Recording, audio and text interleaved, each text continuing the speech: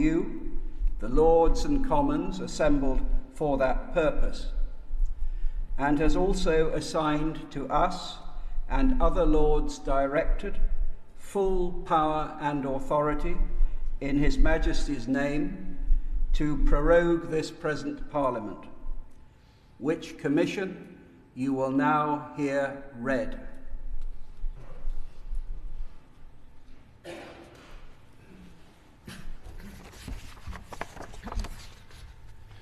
Charles III, by the grace of God, of the United Kingdom of Great Britain and Northern Ireland, and of our other realms and territories King, Head of the Commonwealth, Defender of the Faith, to our right trusty and right well-beloved, the Lords spiritual and temporal, and to our trusty and well-beloved, the knights, citizens and burgesses of the House of Commons in this present Parliament assembled, greeting.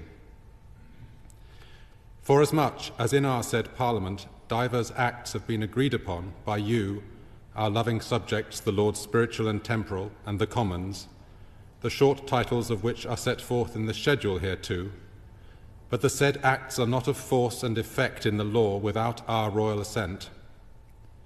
And forasmuch as we cannot at this time be present in the higher house of our said Parliament, being the accustomed place for giving our royal assent to such acts as have been agreed upon by you, our said subjects, the Lords and Commons, we have therefore caused these our letters patent to be made, and have signed them, and by them do give our royal assent to the said acts, willing that the said acts shall be of the same strength, force, and effect as if we had been personally present in the said higher house, and had publicly and in the presence of you all assented to the same.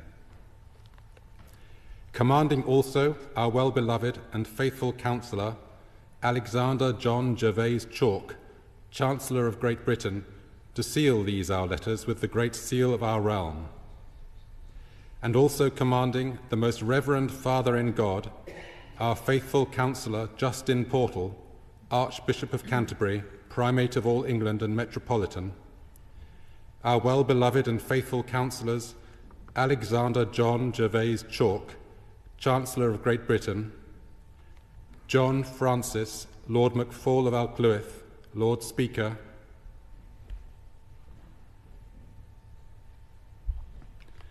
Nicholas Edward, Lord True, Lord Privy Seal,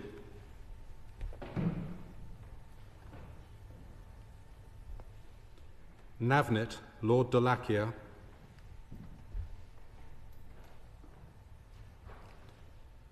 William Herbert, Lord Laming,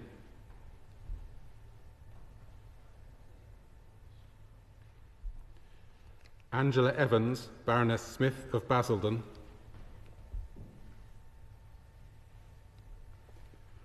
or any three or more of them, to declare this our royal assent in the said higher house in the presence of you, the said Lords and Commons, and of the clerk of our parliaments to endorse the said acts in our name as is requisite, and to record these our letters patent and the said acts in manner accustomed. And we do declare that after this our royal assent given and declared as is aforesaid, then and immediately the said acts shall be taken and accepted as good and perfect acts of Parliament, and be put in due execution accordingly. And whereas Queen Elizabeth II did lately, for divers difficult and pressing affairs concerning us, the state and defence of our United Kingdom and Church, ordain this our present Parliament to begin and be holden at our city of Westminster, the 17th day of December, in the 68th year of her reign, on which day our said Parliament was begun and holden, and is there now holden, know ye that for certain pressing causes and considerations us especially moving, we have thought fit to prorogue our said Parliament. We therefore, confiding very much in the fidelity, prudence, and circumspection of you, our commissioners aforesaid, have by the advice and consent of our council assigned you our commissioners, giving to you, or any three or more of you, by virtue of these presents, full power and authority in our name to prorogue and continue our present Parliament at our city of Westminster aforesaid, on a day no earlier than Friday the 24th day of May, and no later than Tuesday the 28th day of May, until and unto Friday the 31st day of May, there then to be holden. And we command you that you diligently attend the premises and effectually fulfill them in manner aforesaid. We also strictly command all and singular our archbishops, bishops, lords, baronets, knights, citizens and burgesses, and all others whom it concerns to meet at our said Parliament by virtue of these presents, that they observe, obey, and assist you in executing the premises as they ought to do. In witness whereof, we have caused these our letters to be made patent. Witness ourself at Westminster, the 24th day of May, in the 2nd year of our reign, by the King himself, signed with his own hand.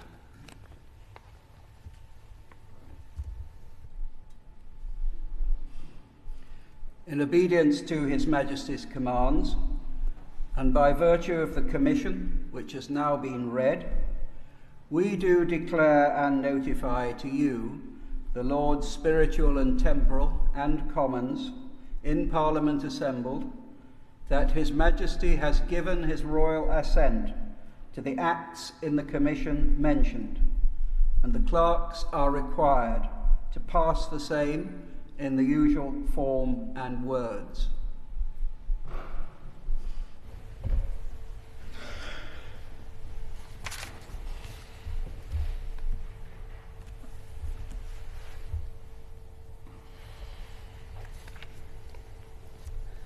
Finance Number 2 Act. Le roi remercie ses bons sujets, accepte leur bénévolence et ainsi le vote. Digital Markets, Competition and Consumers Act.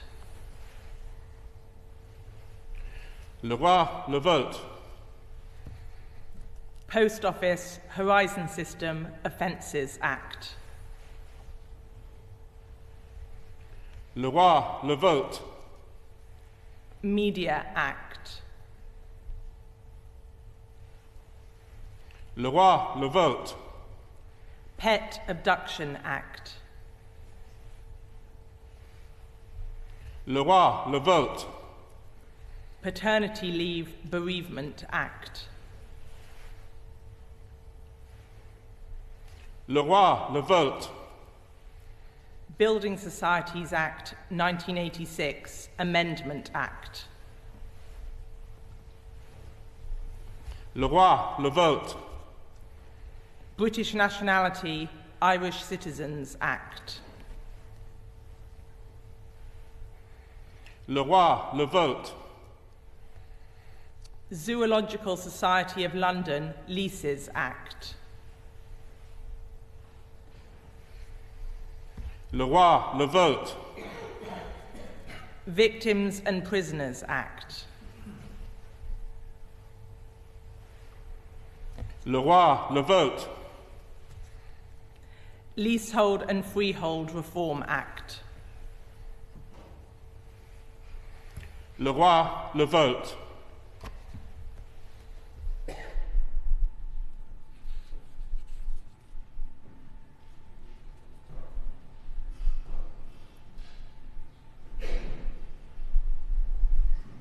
My Lords and members of the House of Commons, we are commanded to deliver to you His Majesty's speech in His Majesty's own words.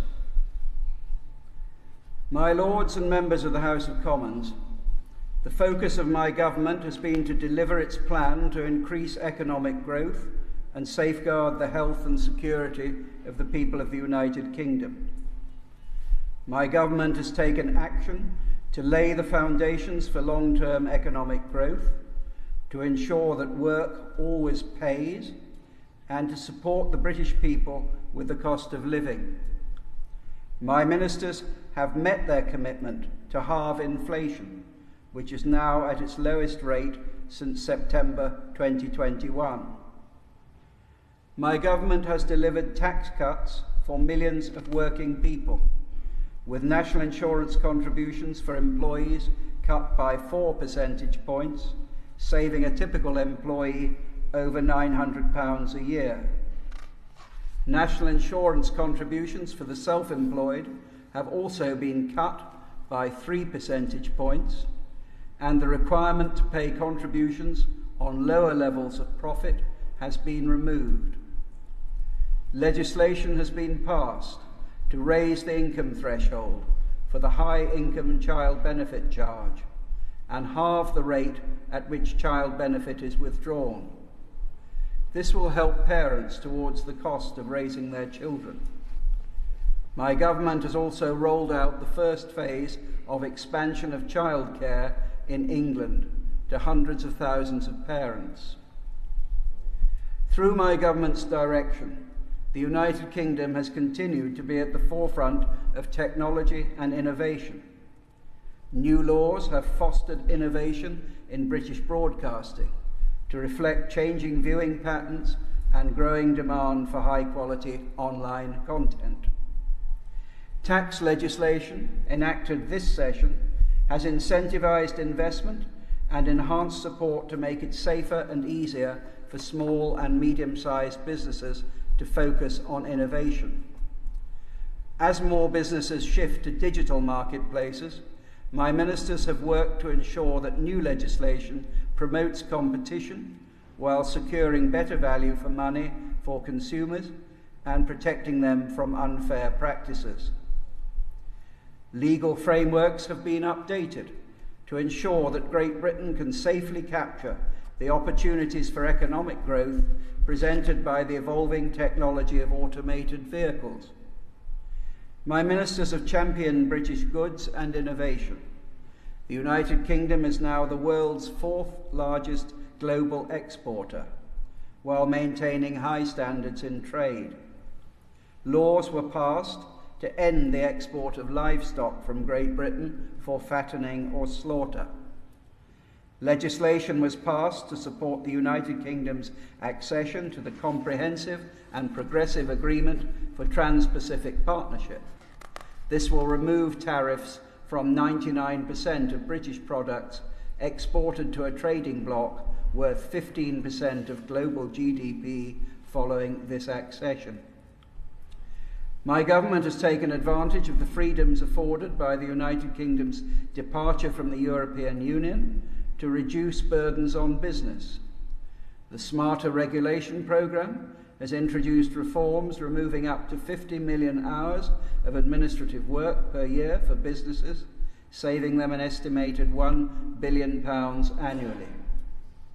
Legislation was previously passed to remove the principle of supremacy of European Union law, and over 2,000 instruments of European Union law have been reformed or removed from the statute book. To enable the NHS in England to carry out more operations and procedures, my government has delivered 101 surgical hubs, community diagnostic centres operating from 160 sites, and more doctors and nurses.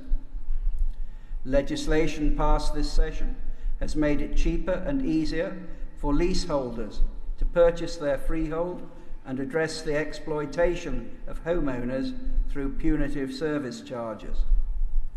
My ministers have taken action to deliver justice for victims and keep communities safe from crime, antisocial behaviour and terrorism.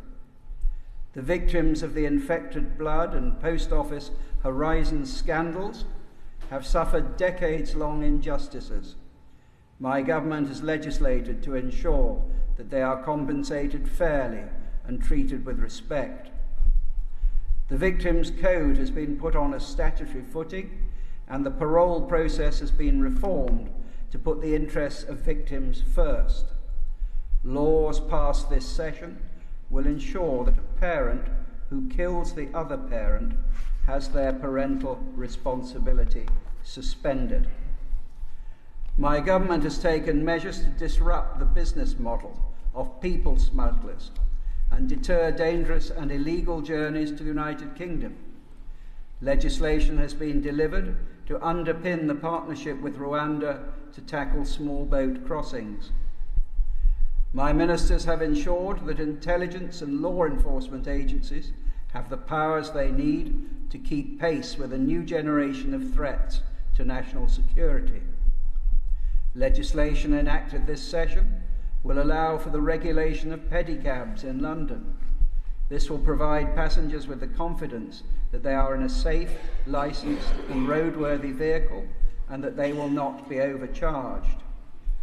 New laws strengthening the sanctions regime have limited the role that sanctioned individuals can play in UK businesses and extended the use of immigration sanctions while stopping the exploitation of financial markets. The United Kingdom continues to play a leading role in defending freedom across the world, including when ideological extremes and technological advances are weaponized to foster division. My government has committed to increase defence spending to 2.5% of GDP by 2030 and to ensure our gallant armed forces are equipped for the challenges they face. In an age of great change, my ministers remain united by a steadfast belief that the United Kingdom and her allies are strongest when governed by values of freedom and fairness. Standing shoulder to shoulder with the United Kingdom's allies, my government has increased its diplomatic and military engagement in the Middle East to encourage de-escalation, deliver humanitarian aid to those in need, protect freedom of navigation, and build momentum towards a lasting peace. My government has consistently provided essential defensive military assistance to support Ukraine. The United Kingdom has led global efforts on the safety of artificial intelligence, hosting the world's first safety summit last year at Bletchley and launching the United Kingdom Artificial Intelligence Safety Institute, the first of its kind. At the Artificial Intelligence Seoul Summit this week, my government reached a new agreement between 10 countries and the European Union to work together to launch an international network to accelerate the advancement of the science of artificial intelligence safety. The Queen and I were pleased to welcome His Excellency, the President of the Republic of Korea, and Mrs. Kim Keon-hee for a state visit last November. My ministers have consistently promoted the strength of the Union, including through action to support the restoration of the executive in Northern Ireland. Members of the House of Commons, I thank you for the provisions which you have made for the work and dignity of the Crown and for the public services.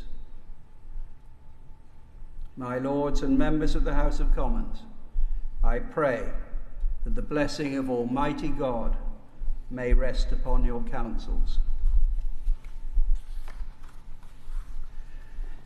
My Lords and members of the House of Commons, by virtue of His Majesty's Commission, which has now been read, we do, in His Majesty's name and in obedience to His Majesty's commands, prorogue this Parliament to the 31st day of May, to be then here holden, and this Parliament is accordingly prorogued to Friday, the 31st of May.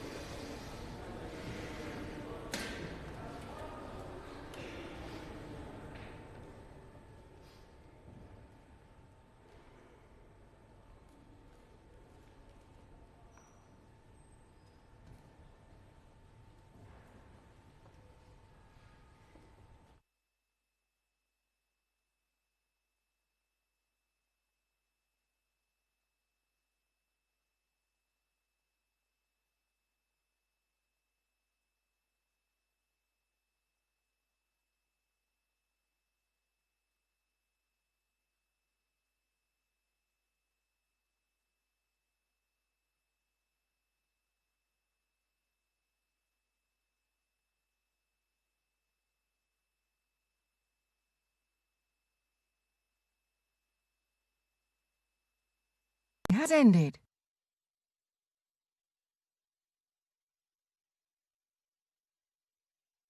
The proceeding has ended.